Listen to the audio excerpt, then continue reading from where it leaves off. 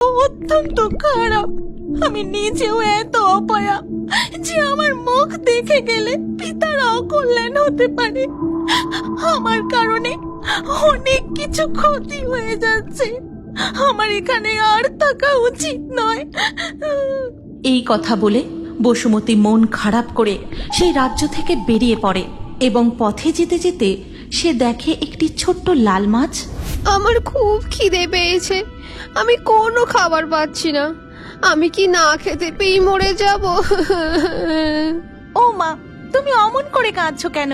তুমি একটু অপেক্ষা করো, আমি তোমার জন্য খাবার খুঁজে নিয়ে আসছি। এরপর বসুমতী সেই ছোট্ট লাল মাছের জন্য কিছু খাবার নিয়ে আসে। এই নাও বন্ধু, খাবার। আর কেঁদো না, কেমন? তোমায় অনেক ধন্যবাদ বন্ধু জলপরি, কিন্তু তুমি কোথায় যাচ্ছিলে?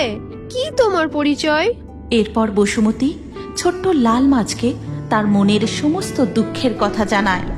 আর সবকিছু শুনে ছোট্ট লাল মাছটি বলে, তবে তো তোমার এখন কোথাও থাকার জায়গা নেই।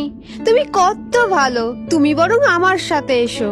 এরপর সেই ছোট্ট লাল মাছটি বসুমতীকে নিয়ে আর এক রাজ্যে যায়। আর সেখানে পৌঁছে জলপরিমা, জলপরিমা, এই দেখো আমি কাকে এনেছি। তুমি বুড়ো হয়েছো, চোখে ভালো দেখতে পাও না, তাই জলকুমারের ঠিক মতো সেবাও করতে পারছো না। সেই জন্য আমি একে নিয়ে এসেছি। এর নাম জলকুমারী বসুমতী। ও, তাই নাকি? এসো জলকুমারী বসুমতী। আমার পুত্র জলকুমার শঙ্খ বড়ই অসুস্থ। আজ থেকে তার দেখাশোনার দায়িত্ব আমি